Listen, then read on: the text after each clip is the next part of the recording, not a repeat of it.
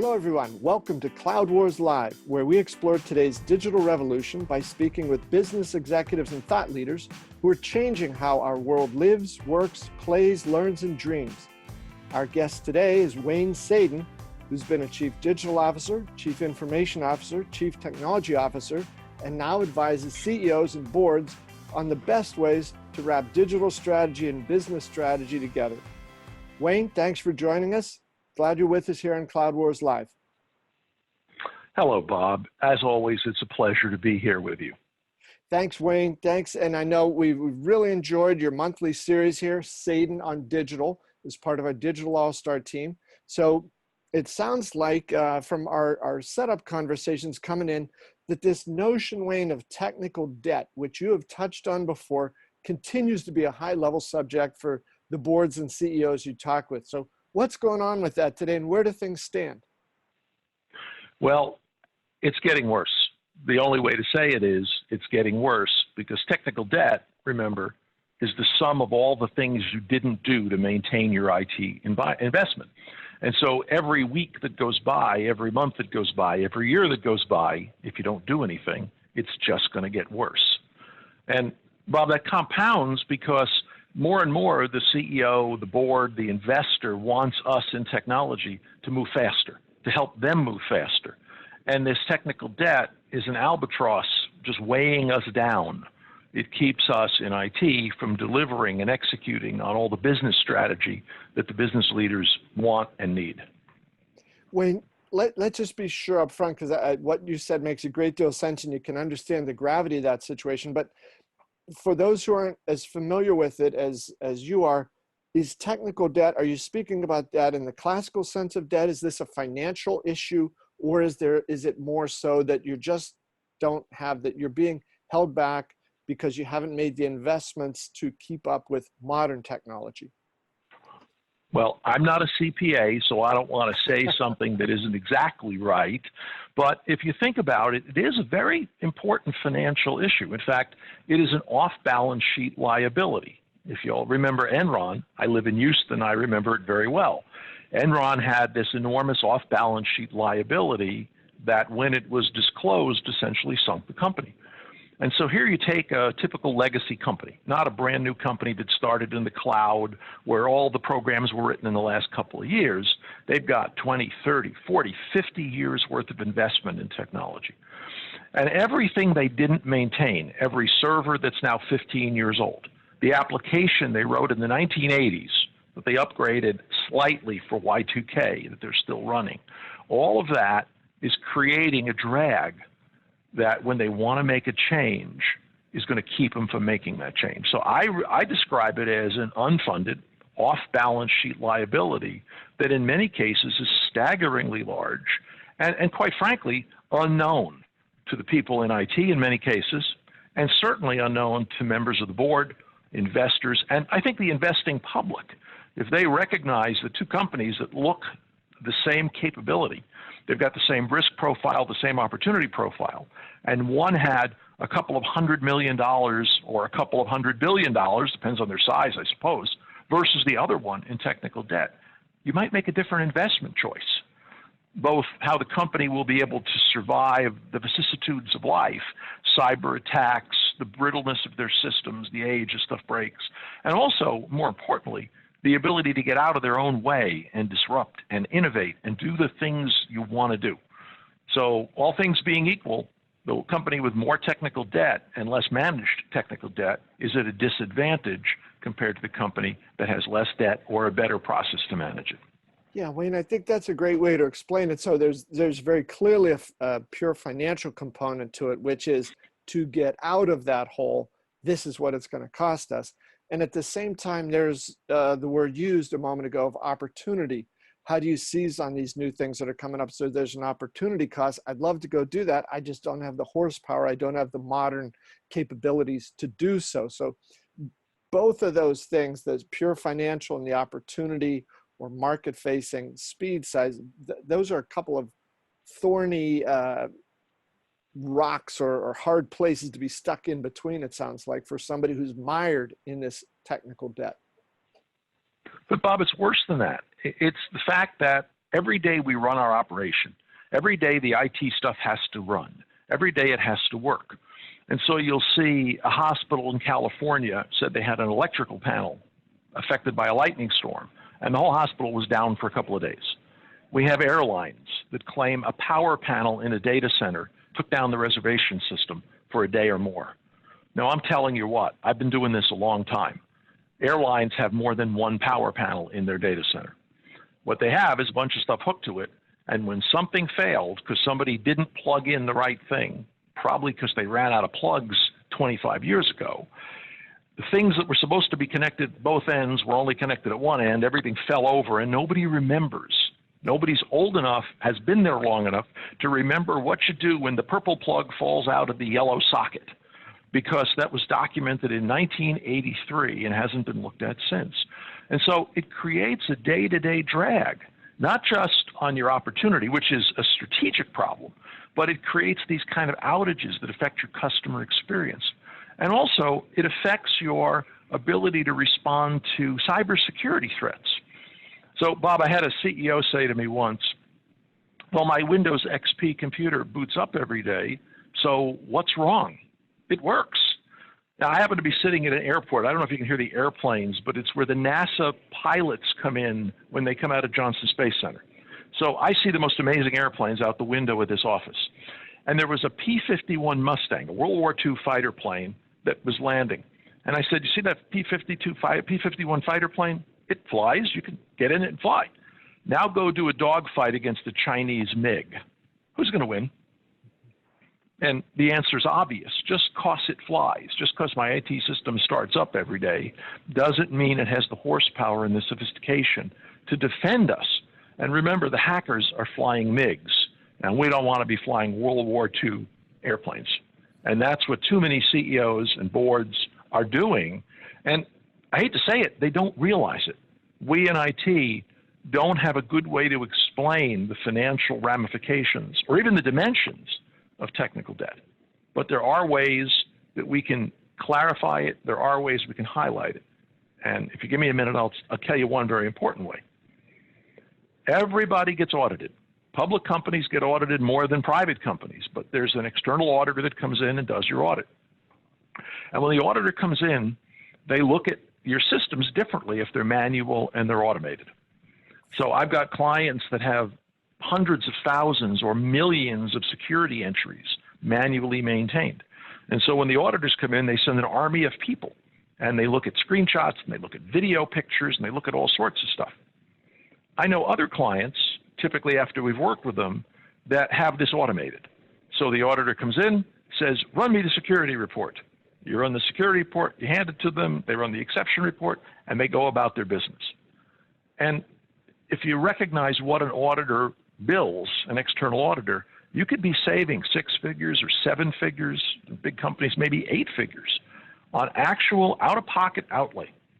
Not to mention, when your auditor is done, they go to your board and say, we're going to talk at the executive level about what your readiness is, how well you comply. Because you can pass an audit and pass it this much, or you can pass an audit with flying colors, and that colors what the audit committee hears. And so if you have enormously manual processes, your auditor is going to cost a fortune. Your auditor is going to be a little hesitant to say, this is clean. And maybe an investor might hesitate if they knew the situation to invest, or maybe your board might even say, you know, maybe that acquisition, which we think is marginal, isn't a great idea, because maybe we'll screw it up on the execution. And so using audit and the quality of what the auditors find as kind of a beginning instrument, a gauge of your technical debt, might be a good way for the board to understand it. Go talk to your external auditor. Go talk to your internal auditor and say, what's manual? What's in a spreadsheet? What's in an Access database? Because I'll take a breath for a minute, but Access database and Excel spreadsheets represent an enormous technical debt, and people just don't appreciate the risk they're running. Wayne, that's a great overview there. So, you know, a couple things. Clearly, in today's world, the cybersecurity risk, right? You just cannot have the right sort of cybersecurity hygiene, the cybersecurity rigor that's needed if you've got a lot of this out of date and just not up to par stuff. Because as you said, The bad guys are certainly working with state-of-the-art equipment. And you talked about the brittleness that happens there. You just, companies don't have the resiliency, the robustness to be able to handle the sorts of demands that today's and economic environment places on them. But also, I think this opportunity type of thing we talked about. So the CEO comes in an organization, say, where there is this significant technical debt and says, okay, just read an airplane magazine or something. We need to undergo a digital transformation here. They have no shot, right? I mean, they're talking about digital transformation going way beyond this sort of average state out into the future.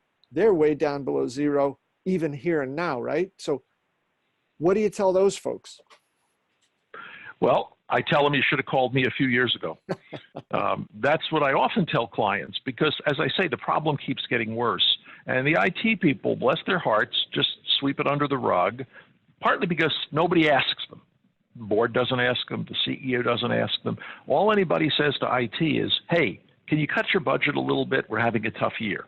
And so what does IT cut? When you think about an IT budget, which represents usually about 0.7 to about 2.5% of sales, what does IT have that's short-term fungible? They have training, they have testing, they have maintenance, and they have salaries. And that's it. The fixed assets are fixed. You can't touch them. If you're in the cloud, of course, you can throttle stuff back. But what goes first?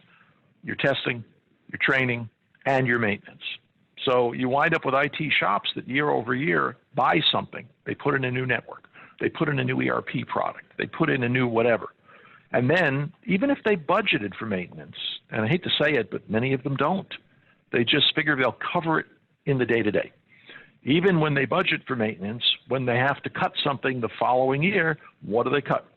They cut maintenance on that ERP system. But Bob, you know what's even worse? I go into clients all the time where they've been paying the Microsoft or the Oracle or any of the other ISVs, independent software vendors, 23%, 24% of the list price of the software in maintenance every single year. And after 10 years, they haven't put in any enhancements. So that's worse than doing nothing. You've paid a fortune to do nothing. And so if you're not going to upgrade the software, stop paying the maintenance. But yet I've seen organization after organization that pays essentially for the same software 3 and 4 times at 20-something% a year. And I work with companies all the time that are 8 or 10 years behind on their software. And that creates a couple of problems. Number one, when you go to put the pieces together, this brittleness we talked about starts to take over. I tell clients in this state, for every 2 steps I'm going to take forward, we're going to slide back 1. Because we're going to put in the new whatever widget, and that's going to break the 5 widgets it connects to, and the 3 that you didn't know it connected to in that other division over there, because we don't have it documented. And so when the CEO says, I want a digital transformation, maybe they say, I want to take my front-end e-commerce system and connect it to my back-end ERP system. Sounds reasonable, right? I'm actually talking to a very large, very old manufacturer distribution company that has that problem. And the problem is they're completely different vintages. There's no parts catalog that's kept electronically. And so to connect them sounds pretty straightforward, but it involves 20, 30, 50, 100 steps, all of which touch software that's maybe 10 or 20 or 30 years old. Some's home written, some is purchased, some is a mixture, and you wind up with an environment where nobody really can do an estimate that's worth a darn because there's known unknowns. I know that I'm 5 releases behind on packaged software, but how many custom reports have we written in the last 11 years? One shop I worked at figured they had 600 custom reports that have to be upgraded. Now, by the way, the initiative we actually followed was how many reports does anybody need? And the answer was 32, not 600. So there are better and worse ways to go about these problems, and we can do this. It's a process. But you wind up in that position, and then the CEO says, but it was so easy. All I wanted was plug this into this. I'll tell you, I had another case where I had to tell a CEO, he wanted this system plugged into this system, and he said, it's really easy. And I said, so you like cars, right? He said, yes, I do. I said, so let's say you like the BMW engine, but the Mercedes suspension. So you go to the dealer and say, I'd like a car made of a BMW engine and a Mercedes chassis. Just make one for me, because it's a motor and it's a chassis, and they should all hook up, right? And that's the equivalent of what we're being asked to do sometimes. When it's, please hook my SAP back end to my Oracle front end, it should be easy. It may or may not be, depending on the number of connections that have to be rejiggered. And so that's what happens with technical debt. The connections get flimsier. The newer connection doesn't fit to the older connection. The people who knew it are gone. They've retired. They moved on. They've passed away. And so you wind up in an environment where every little request, and the board says this all the time, it was such a simple report I wanted. But that simple report required data from 100 different systems, 50 of which are manual spreadsheets. I'll tell you another story. I had a client where they were putting in a brand new data warehouse and all of this fancy dashboarding stuff. And so we're trying to track down a report that the CEO really wants to see to make it a dashboard. And so we're tracking it back and back and back. Where's the data? What database does it come from? It turned out the source data was 3 executives with an Excel spreadsheet and a cup of coffee, guessing. Type, type, type, type, type, type, type, type, type, email. And that showed up now in our fancy dashboard looking like real data. And, you know, at the end of the day, the Excel spreadsheets, the Access databases create this false impression that we actually know what the data is, we know where it is, and we know what we're doing with it. And that boggles the mind and exceeds things like servers and switches and package software. Yeah, Wayne, you know, I have a couple of reactions to these remarkable stories you're telling here. One is I saw recently that McDonald's Corporation has eliminated the CMO position. And the 2 top executives who had reported to the CMO, one now reports to the CEO handling some traditional marketing functions. The other, who is in charge of marketing technology, now reports to the CIO. So there are these enlightened examples where I think we see companies, CEOs on down, understanding that the role of technology is everywhere in the company, and it cannot be treated as this, you know, out on the fringes, I don't know, I don't care, cut the budget, you know, year after year, without some horrendous consequences in this modern age when every single part of the organization is intimately tied to what's going on with technology, and it's customers experiencing your business via technology that way. So it's, I think, one of perspective, one of leadership, one of context, and clearly, Wayne, from a lot of what you're saying, one of communication of, you know, but it's so simple, and well, clearly those people haven't been paying some attention. But when you have argued before that this isn't the solution, but it will certainly help, is if boards appoint an IT specialist or a very knowledgeable person who really understands technology and can communicate that at a board level type of discussion. So tell us a little bit about that. Yeah. It's a two-way street. You're a professional communicator. You've made a career out of communicating. So for you, communicating seems like a pretty normal thing, I bet. For many people in IT, they become IT people because they're introverted and don't really want to communicate. They want to write code. They want to be in the machine room. They want to be in the dark at night. And so the storytelling gene may not be as expressed as well in a lot of IT people as it might be in a marketing person or a professional communicator. So we in IT have got to go into the business and talk to the business and meet the business, whether that's the line of business executives, whether that's the people in the front line of the company, or whether it's the investors and the board members and the people at the top. It's not about meeting them halfway. We got to meet them way over here because they don't speak the language we grew up with, and a lot of it seems arcane, or it seems oversimplified. You read about, well, Apple came out with a new watch or a new tool or a new this or a new that, and that must be the same as your Oracle ERP. And in principle it is, just like the bicycle and the jet plane are means of transportation. But I spend a lot of my time, as you know, telling stories, making analogies, because it's so important. However, at some point the analogy breaks down, and having somebody on the board who has the background in technology, who has seen a disaster plan, and probably a real disaster, who has seen a hacking attack and the defenses against them, who understands that a digital transformation is not about flashy software packages. It's about cultural change, and it's about empowering the CEO as a board member to make the important and hard changes they need, and not just point to the CIO and say, make me a digital transformation. So Russell Reynolds coined the term QTE, Qualified Technology Expert, about 5 years ago now. It was modeled on the Sarbanes-Oxley notion of a QFE, a Qualified Financial Expert.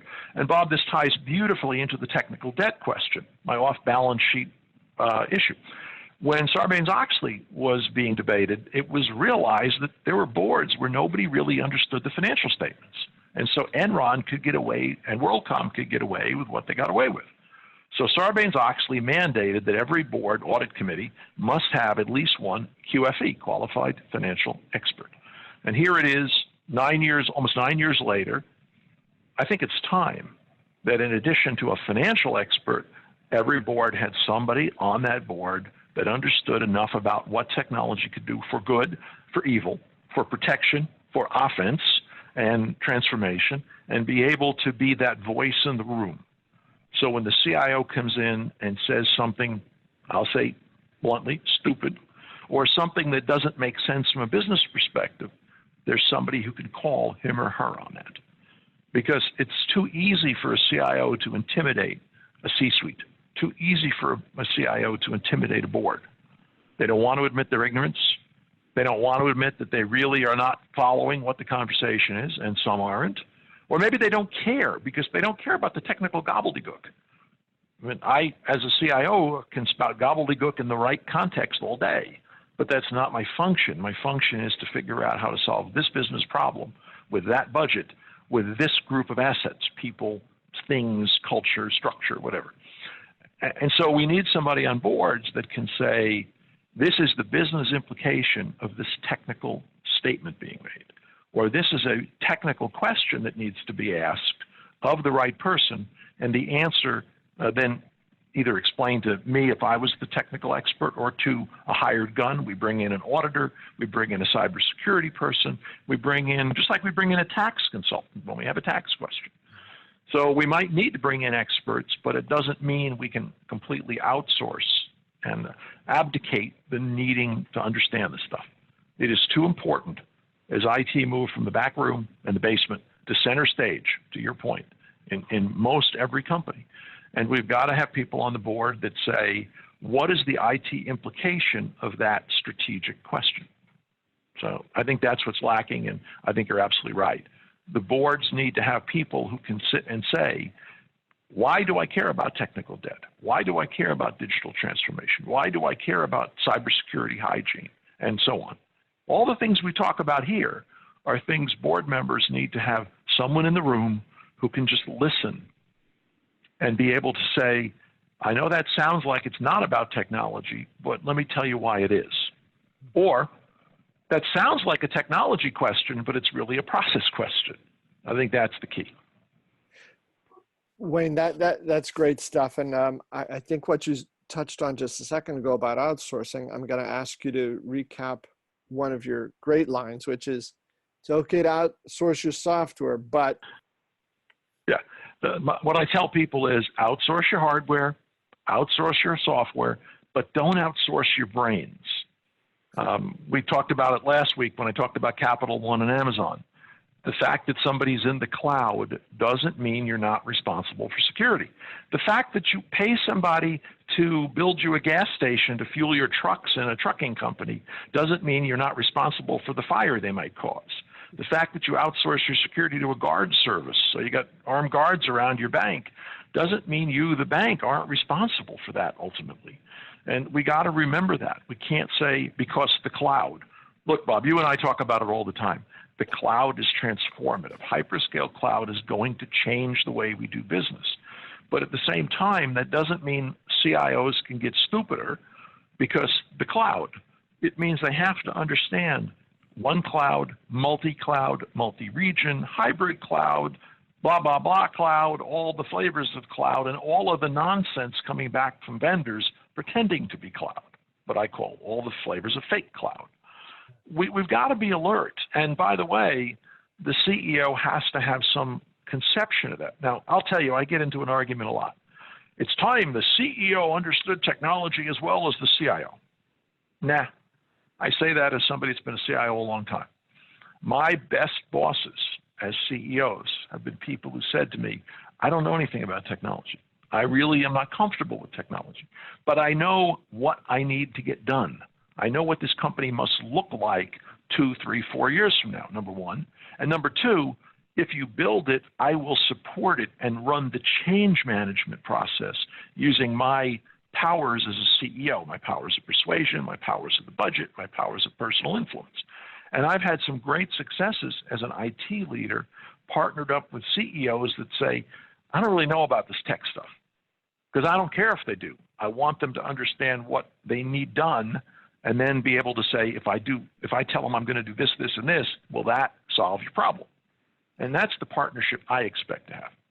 Yeah, Wayne, that makes perfect sense. And I hope that some folks will be listening to your idea about the QTE on the board, because you add in one other wrinkle to this, the litigious society that we're in today.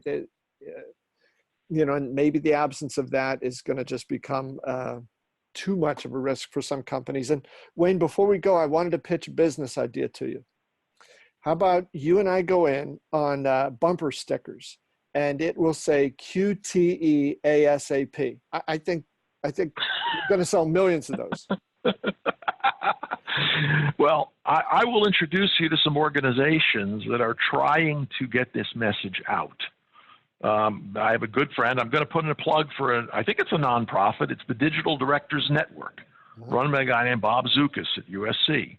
And they have got a group of people, I'm one of the people, that are trying to push for director education. I'm a member of the National Association of Corporate Directors. Whenever I get the chance at the local chapter level that I work at, I work with people on that. I try to explain that concept. And so the Digital Directors Network is really trying to be a clearinghouse for IT people who are also business thinkers and business people who want that IT help.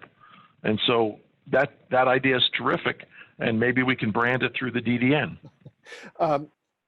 Wayne, before we go, please tell everybody where they can find out more about that DDN. Well, it's Digital Directors Network, and if I was prepared for this, I would have their Twitter handle. But the gentleman is Bob Zukas, Z-U-K-I-S, and he teaches at the USC Marshall School. And I'll be happy to get that information to you, and you can put it up on a crawl or put it on the website. Great. All right, Wayne. Thank you so much. Been a great conversation. We gotta we'll keep pushing on this thing of awareness of and taking responsibility for this technical debt, because it sounds like a killer of what could be great businesses. Well, let me just end with saying I love the feedback. If people think I'm right, great. If people think I'm wrong, even better. Let's get the dialogue going. Let's get the conversation going. And to everybody who wants to be convincing your management, share this stuff with your managers. Share this stuff with your board. Share this stuff with your directors. I think it's thought-provoking. Whether you agree or not, it's certainly a conversation that you need to have with your management team, your investors, your directors, and a lot of us aren't having it. So if this helps, let me know. And if you get arguments, let me know and I'll get on the call. Happy to help. Wayne, thanks a lot. Great stuff here. Sadin on Digital, our monthly guest, Wayne Sadin. And thanks to all of you folks for being with us today on Cloud Wars. We'll see you next time.